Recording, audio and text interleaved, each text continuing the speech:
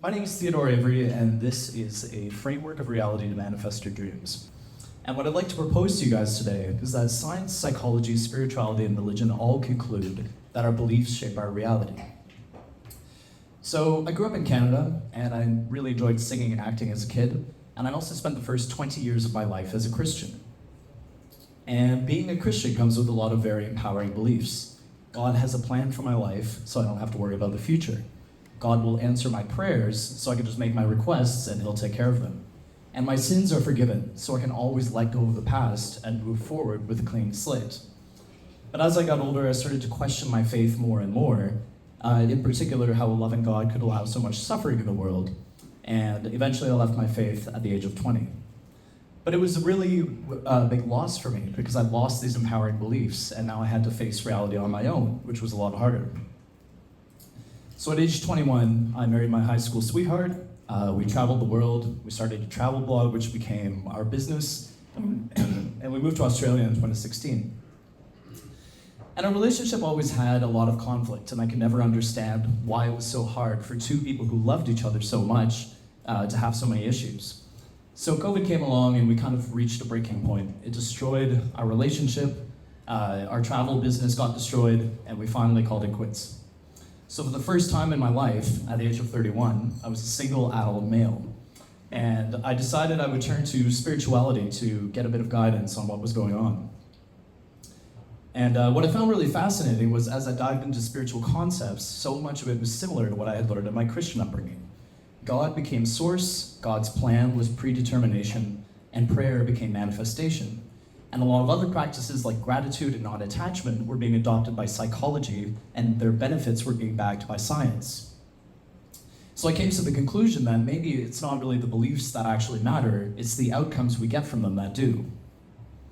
So I'd like to propose a few existential topics to you that have really opened my mind, and hopefully that opens your mind, but I encourage you to test them against your own lived experience and see if it resonates. So, is reality real? So there's this quote from Morpheus in The Matrix. What is real? How do you define real?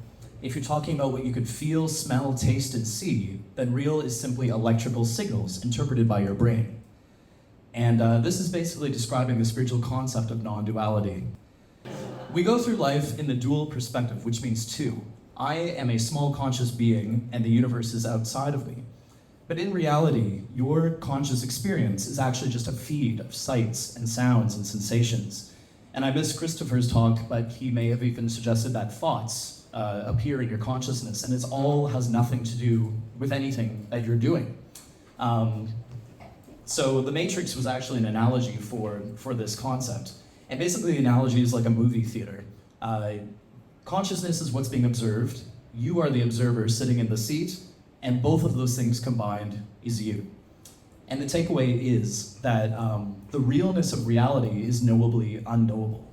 So if you put on a VR headset, you kind of have all your senses taken over, and you will actually feel fear in playing certain games. And there's this other app where you're taken to the top of a skyscraper, and there's a plank at the end. And everybody who tries this is terrified to walk off, even though they should know that in reality they're safe. But in truth, we don't actually know if we're already in a simulation. There's no way to prove that. So all you can know is I am, and everything else is belief. So who or what is God? Spirituality says it's you or the universe. Religion says it's God. Science and psychology says it's irrelevant. And atheists say it's non-existent. But the common denominator here, although they seem different, is actually you. It's your consciousness and practices and knowledge and actions that make a difference. So if you think about a religious person, religion doesn't really do a lot for you unless you actually go and practice it. And your life just looks like an atheist if you don't actually go and, practice the religion. So you are the operant power in your reality, and your reality is driven by your beliefs. So, I am God, and so are you, if you actually exist, because I haven't no way to prove that. Every creation story begins with the concept of one becoming many. In the Big Bang, we all started in an infinitely small point which expanded out into the universe, and parts of you are made of stardust today. In Christianity, God created Adam and Eve, and in Hinduism, Brahma became lonely and he divided himself into male and female. And if you logically think about the concept of God, it would be impossible for you to be separate from it, because that would be a limit to God's infinite nature. So what is the meaning of life? Well, that depends who you ask. Your meaning is just a construct of beliefs which come from you. The universe is inherently meaningless, and that's a very good thing, because that means when you have new experiences, you get the choice to interpret those meanings, which define your beliefs, which then define you. So I'm assuming we heard from Chris that we don't have free will, because I was fiddling around with the projector. And if so, I agree. But how is that possible in the realm of manifestation? Because you're meant to be defining and choosing what you want in your life, right? So there's another position I fall into called compatibilism, which basically says that free will and determinism are compatible, and although an agent may be free to act on a motive, the nature of that motive is determined. So in other words, you all used your free will deciding to come into this room tonight. However, the only reason you did that is because there was a speaking event. And if you decided to use your free will to come into an empty room, that would make no sense, and you never would have done that. So your decision was still predetermined. So free will is a necessary illusion of the human experience. If you are God, and you actually had all the answers to everything that was going to happen in life, that would take out the mystery and suspense if you had that knowledge. So you need this illusion of free will to do that. It'd be like seeing a movie where you already know the ending. So basically, anything is possible in consciousness because we don't know how it works, it's just appearances. You are the creator, main actor, meaning maker. You can't screw up the future, and your past was not an accident, because the story of your life has already been written. Now I will talk about manifestation. So, a few years ago, my videographer friend Kieran decided to cast me in a children's series called Cyber Playtime. And it was the first time I'd ever done any acting in 15 years, and I loved it. He basically wrote the part specifically for me, and it looked so polished that I realized that I would be able to use that as a showreel to actually pursue acting, which is something I loved as a child. So the idea is our desires actually come from the higher self, and they often point us towards our purpose. And when we aren't aligned with our higher self, the universe will force us onto that path. So examples of that are COVID forcing my marriage to end, which arguably should have happened earlier, and an acting gig falling like magic into my lap. So the takeaway, so although we've said beliefs shape reality, we can also conclude that our reality shapes our beliefs. I was doing a lot of drinking and partying at the time as a new single male, and I decided it was getting a bit out of hand. So I heard hypnotherapy was very good for dealing with addiction, and I decided to see a hypnotherapist, and his name is Izzy, and I've got a picture of him here. And what I thought he was going to do is cast a spell on me to make me hate the taste of alcohol. But what he actually did was he made me realize that the reason I didn't care about getting drunk all the time was because there was no passion in my life that I wanted to be sober for. So he asked me if there was anything you could do in your life, what would you want to do? And I said, well, I would love to be an actor, but I can't do that because it's too late for me to get started, it's too competitive, and I'll never make enough money. And he systematically argued through all of those excuses with me and pointed out that every time I ever took a risk in my life, it always worked out, such as backpacking the world or going through with my divorce. So I left that session now believing that I could be an actor. So what did Izzy, the hypnotherapist, actually do? He reframed my limiting self-beliefs about becoming an actor. And when you change your beliefs, you change your reality. He also pointed out that everything always works out for me, an important insight. After that, the synchronicities of attracting an acting career just started flowing in. My agent found me online. I never even applied. She just started sending me gigs, and I just started going to them. I immediately had incredible opportunities to be on movie sets like The Fall Guy with Ryan Gosling. And when I was back in Canada last year, in only 1 month visiting, applying for 10 gigs, I got a very much needed main speaking role in a commercial, which I really needed under my belt. So what is a synchronicity? It is the occurrence of meaningful coincidences that seem to have no cause, also known as luck or being in the right place at the right time. We've all had those moments in our life. It also describes the law of attraction. My positive beliefs about my acting potential attracted positive synchronicities. Around this time, I also met a woman who we will call Rena. And she was fantastic, and it was like a movie magic right from the start. We had a huge attraction to each other. She was very spiritual, she was a performer, she was beautiful, And it wasn't long before I decided, okay, I love this woman, I want babies, I want a future, I want everything. But as our fears and insecurities came to the surface, it seemed like everything was going synchronistically wrong, more wrong than it ever needed to be.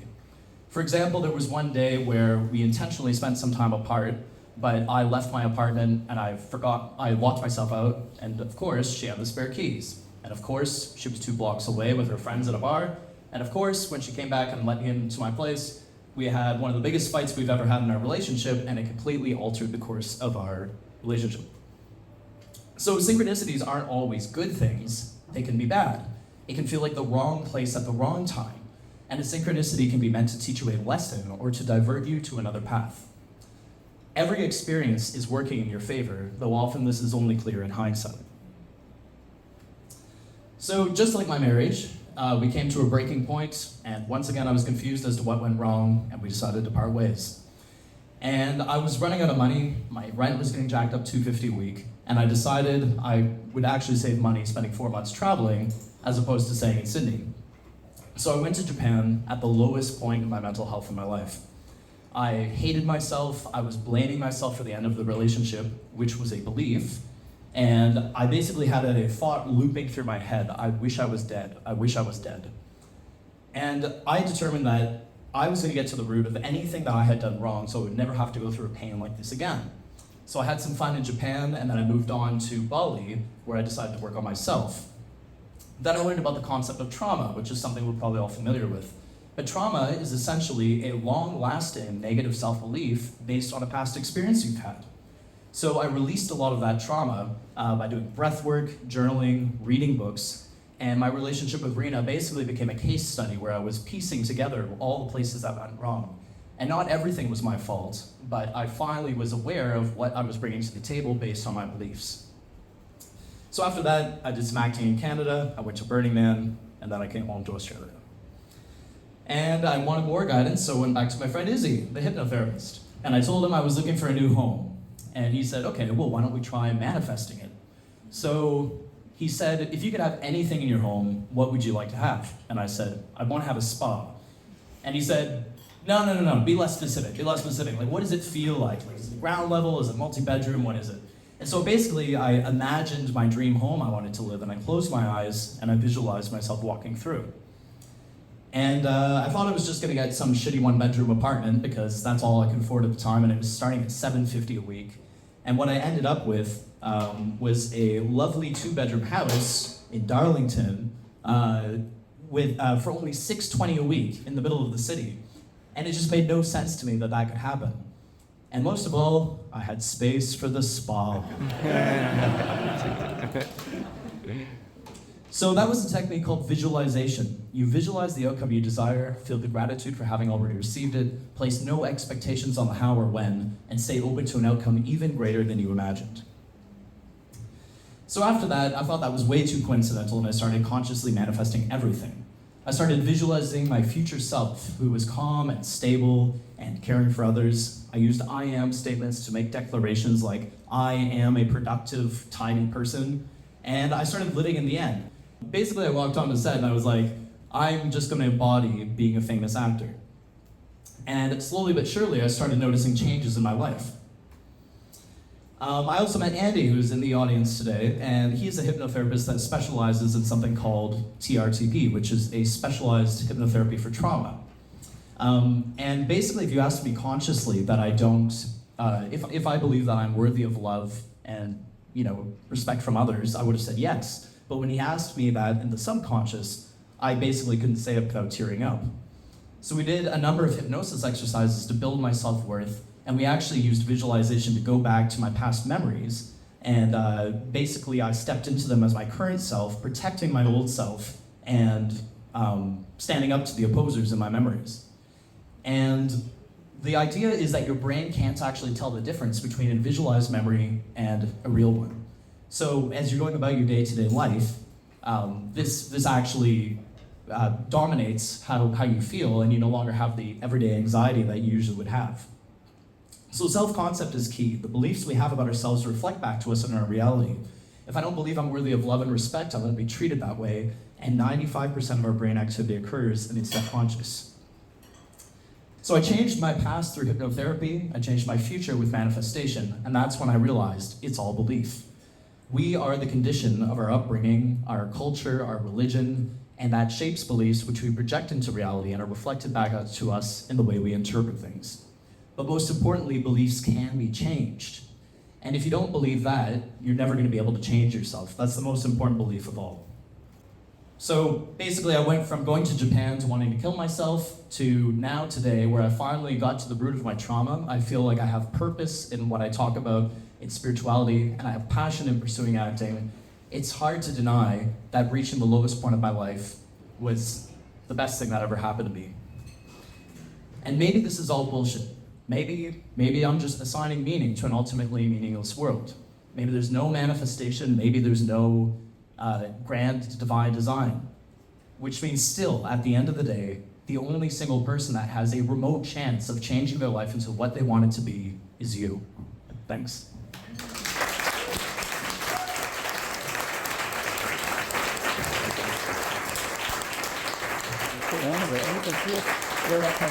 We're on break.